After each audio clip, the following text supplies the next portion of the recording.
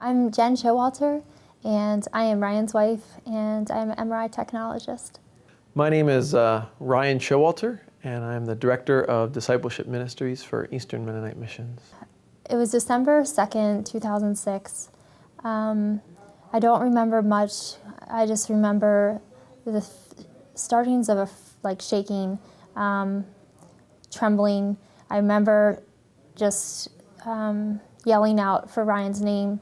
So I yelled out Ryan, and I don't remember much from there. There's that early morning stage where you're awake, but you don't really want to be awake. And it was 8:30 in the morning. I heard Jen call my name, and I looked over, and she just started shaking, and her eyes darted back and forth, and then rolled back in her head, and her body just started convulsing, and her legs and arms started to stiffen as she rocked back and forth. I started to panic. I tried to snap her out of it and shook her a little bit, and that didn't work. And so then my cell phone was right next to my bed, so I quickly grabbed my cell phone and dialed 911. And at that point, she started bleeding. She bit her tongue and started bleeding. Although I was panicking because I didn't know if she was bleeding, hemorrhaging, or something to that effect.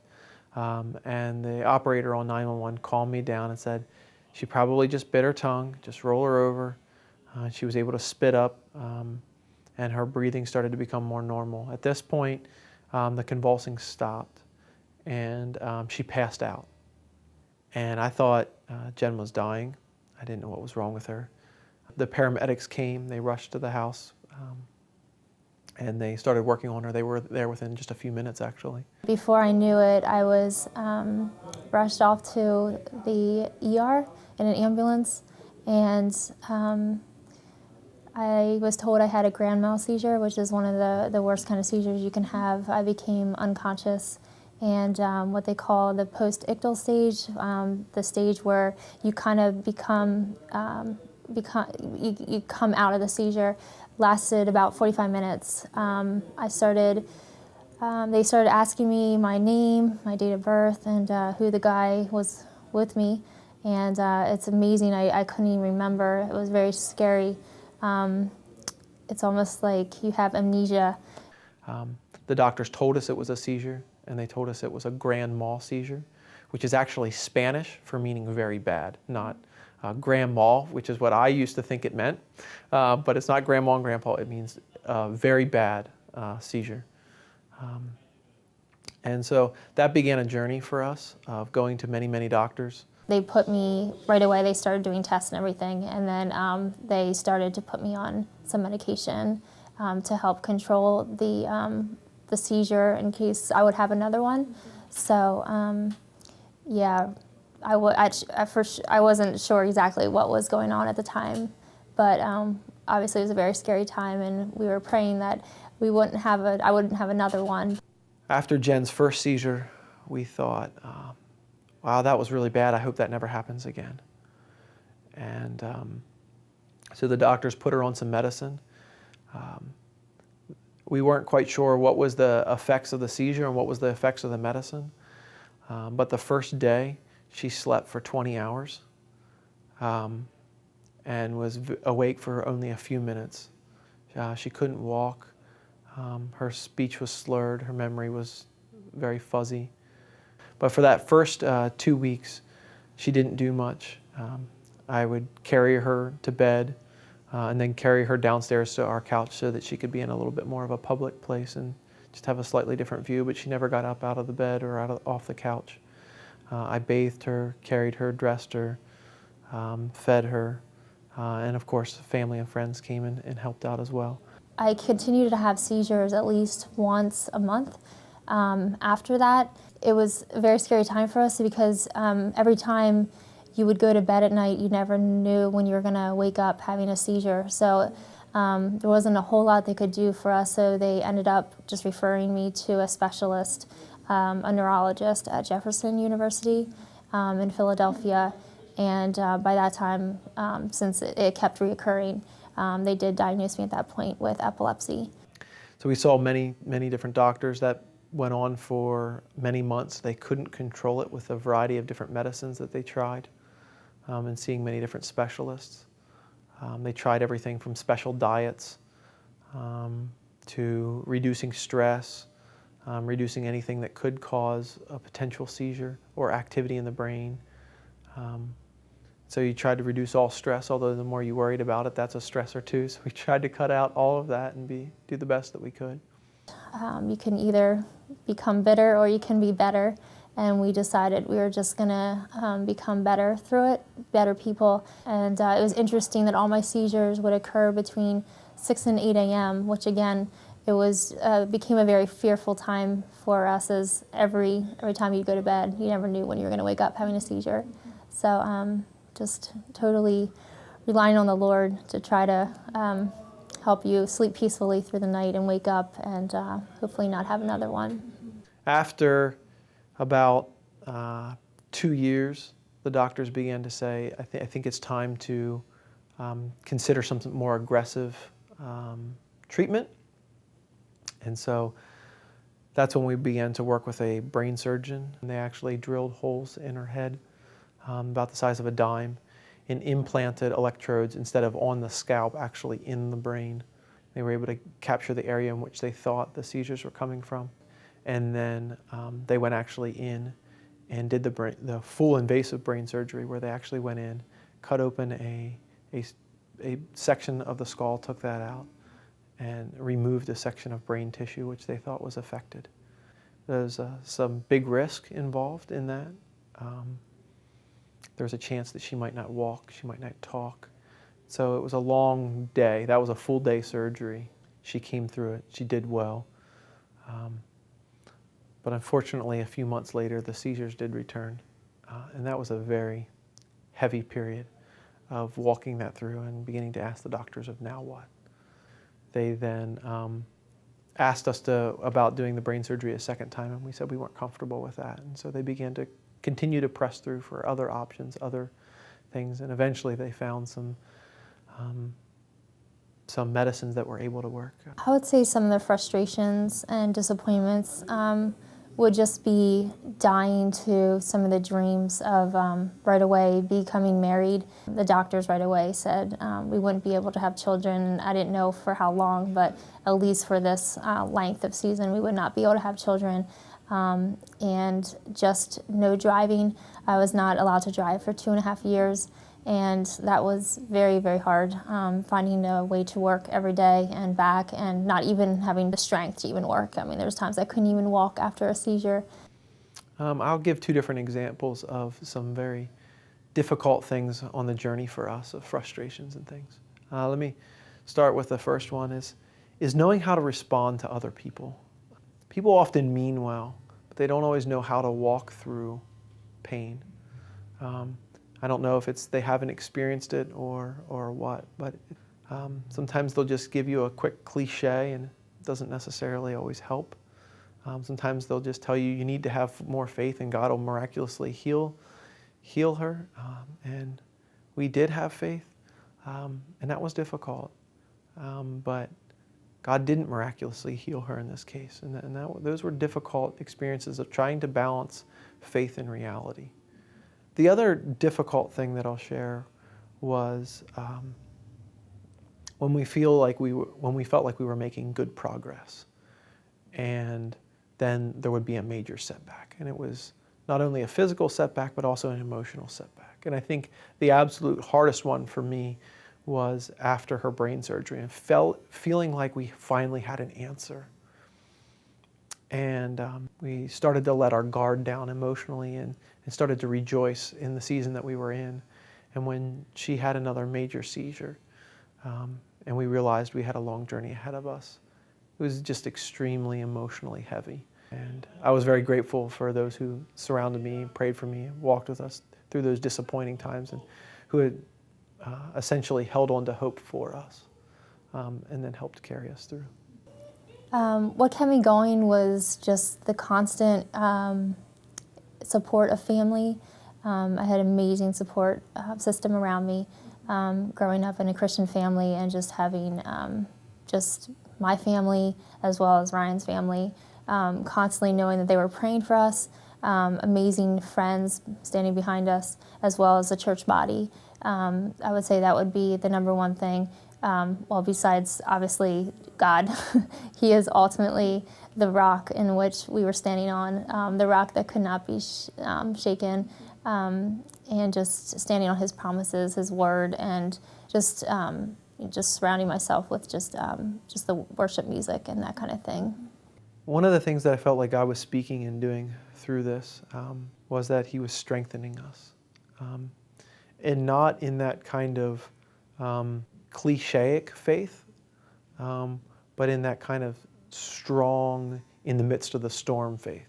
That faith in God that says, I will hold on to you, not just when times are good, but in the midst of the worst of the storm, that we're not going to let go. There's a lot of things that became special to me over the time of just walking through this whole crazy, crazy journey, but particularly having an amazing husband. And through the whole brain surgery and everything, I was hooked up to all these wires and pretty much couldn't go anywhere for a whole month. He had to sleep in this recliner chair that was very hard, and it was awful. And the nurses just couldn't understand why he wasn't going out fishing or why he just wasn't going out and enjoying the beautiful weather, but instead he was inside with me that whole month, like holding my hand, just, waiting. So, I mean, that was just really special to me that he would actually be there for me physically through those times. One of the sweet or more memorable times was that I had a friend, Sam Thomas. I was meeting with him over coffee one morning, and I remember him talking to me about when he walked through cancer. And he said, there's times where I almost miss walking through cancer because you live every moment as if it were your last. And you really seize the day. You really, you live with a greater level of expectancy because life is all that matters. And it reprioritizes your life. And that word really stuck with me. I've been like a compassionate person. I feel like that has just been upped times 500, I guess. I feel like I feel people's, what they're going through, the hard times. I feel like I'm able to relate to them more. Being an MRI technologist, I'm always constantly scanning people, even people that have been through brain surgery. And when I say that, I can relate to you or I know what you're going through, I know they kind of look at me like, I don't think you do know what I've been through. I honestly can give a little piece of my testimony to them and tell them that I am definitely a walking miracle. I came out of this brain surgery walking and talking when the doctors didn't think that'd be possible, and share a little piece of Jesus and what He's done in my life, and it's just been really cool.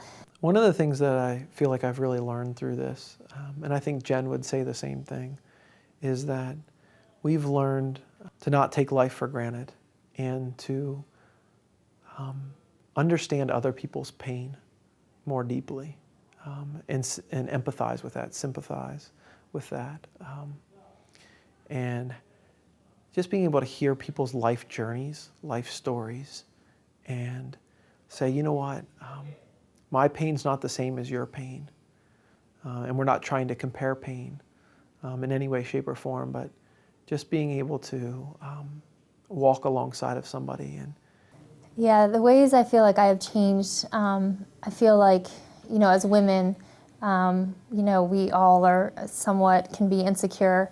I feel like the day I knew I had to lose all my hair, I always had very long hair, and the doctors told me that would all have to come off. And obviously, that was a little bit of a struggle. So we decided that we would shave our heads on our own terms before we went into surgery. So Ryan and I both got the shaver out, and he shaved my head and I shaved his head as a way to just show that we're in this together. And just watching all my hair fall to the ground was just, it was more than just a physical act, but I feel like God was doing something in me more, just a way that, to show that, we are more than just, that whole inward beauty thing, as it's more than just our looks or whatever. Like He was doing something more internally, to just show that I'm more worth something than just my hair, you know? I know when I got married that I was probably a little bit more selfish, and those around you can probably vouch for that. I was a lot more driven, but I learned what it meant to care for somebody selflessly and not expect anything back. Because there were times where Jen couldn't give anything back. There was nothing that she could do other than just care for me. But there was no tangible things that she could do. And I learned a lot about selflessness in the midst of that. Yeah, I think that's one of the things that I learned. One of the things that I saw Jen really grow in was just in her identity in Christ and her confidence in the Lord. Jen is, of the two of us, much more selfless. She's a middle child and will just give herself endlessly to the needs of others, and just, it was a very difficult thing for her to allow herself to be served and to be the one on the receiving end. And it was my privilege to just bless her because I felt so gracious, or I felt grateful to her for all the things that she had done for me. But it was interesting watching her receive that and how much it taught her about God and how much God loved her, even if she could give nothing back. Where we are now as far as health is concerned, we are finally feel like we are turning a corner, which is just so exciting. For the past, I guess, 3 years, it feels like we have just been kind of in this like dark tunnel and not feeling like it was going to be forever till we were going to get out of it. We feel like we have the medications under control, and coming up here in December, it'll be a whole year that I've been seizure-free. That is just a huge milestone for us. Coming up on December 11, 2009, we're going to be a year seizure-free, and we're going to be celebrating that. We feel just so grateful to be in a different season. I often describe it as if we're walking in a season of grace. We don't know how long this season of grace will last. We don't know how much we'll be able to count on it, but we're grateful in the midst of it. And so we take each day as a blessing. The doctors have definitely released us even to be able to eventually have children. So that has just been huge to just have the dream start to come true. As far as my driving, I've been able to drive again and just be able to dream again as a couple, because that has not happened really since this all happened since we've been married. So God is good. So her health is much stronger. She's doing much better. Her memory's stronger. Her abilities to just do that which she needs to do, both at work and around the house. And her energy levels are back. Her wittiness is back.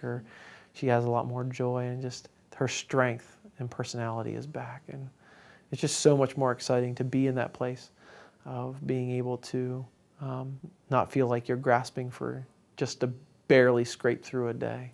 And it's also fun to be able to see her be able to serve and give again and bless those around her and go that extra mile instead of just barely making it by on her own. I would just say that just keep holding on to hope, and with God, anything is possible. I know it's so, sometimes we hear it all the time, but I just know like God is so faithful, and He is definitely He will always be there. He will never leave us or forsake us. As I learned an interesting principle from a business book that I read for work called the Stockdale Principle, and it talks about needing to, in business terms, needing to deal with the brutal facts, but also holding on to hope that things will to get better, or holding on to your business vision. We needed to look at the brutal facts of what Jen was dealing with. We couldn't put our heads in the sand and just say that this epilepsy is just a spiritual thing and it's going to go away. But we had to own up to the reality of the disease. We had to own up to the realities of what the doctors were saying. But we held on to hope to Jesus that it was going to get better. Somehow, some way, that things would get better. And that gave us strength to just put one foot in front of the other. And I would challenge other people, no matter whether you're dealing with depression whether there's a disease or there's a family issue, that you can't run away from the reality of where you're at. You need to have those hard conversations. You need to take stock of where you're at. But you can also press into hope that things will get better if you take the right steps and place your hope in God and leave the details up to Him. There's so many promises in His Word. And I know one of my life verses is Romans 8:28, and we know in all things God works for the good of those who love Him and have been called according to His purpose. And I know I just keep holding onto His Word and His promises, and just keep let hope keep rising in your spirit, because there is hope.